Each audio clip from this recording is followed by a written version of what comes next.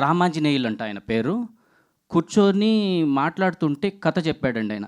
Means ఆయన story చెప్పాడు. ఎందుకయ్యా ఇలా ఇక్కడికొచ్చావు అననంటే సో అని చెప్పి దూరదర్శిని చెప్పాడు. ఈ దూరదర్శిని చెప్పాడు అననంటే ఆయన భిక్షాటన చేసుకుంటూ అరుణాచలంలో అడుక్కుంటున్నాడు. ఒక మెంటల్‌గా బిహేవ్ ఎందుకయ్యాననంటే నా కొడుకు వల్ల ఇలా అయ్యాను అని చెప్పుకొచ్చాడు.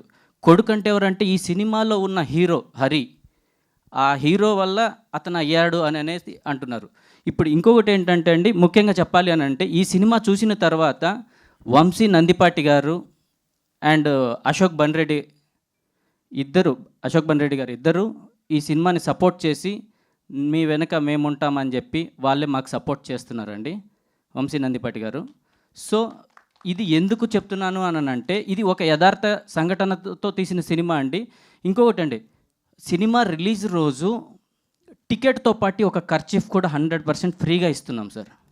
ఎందుకు చెప్పనా, ఈ సినిమా చూసిన తర్వాత ఏడ్చుకోకుండా బయటికి వచ్చిన వారికి వచ్చి ఈ సినిమా చూశాను నేను, నాకు అంత ఏం అనిపించలేదు, నేను ఏడవలేదు ఈ సినిమా అని గుండెల మీద చెయ్యేసుకొని తను ఎవరైనా చెబితే వాళ్ళకి లైఫ్ సెటిల్ నేను చేస్తానండి.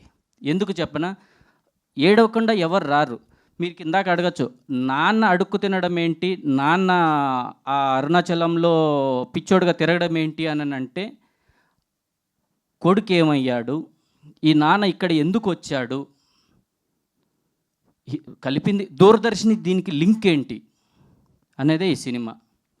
దూరదర్శిని ఎట్లా కలిపిద్ది వాళ్ళిద్దరిని కలిస్తే నాన్న ఎందుకు భిక్షాటన చేసుకుంటున్నాడు, ఎవరు హీరో నాన్న ఎలా భిక్షాటన చేసుకుంటున్నాడు చెప్పకూడదు డైరెక్టర్ గారు, కానీ కొన్ని సిచ్యువేషన్లో చెప్పాల్సి వస్తుంది.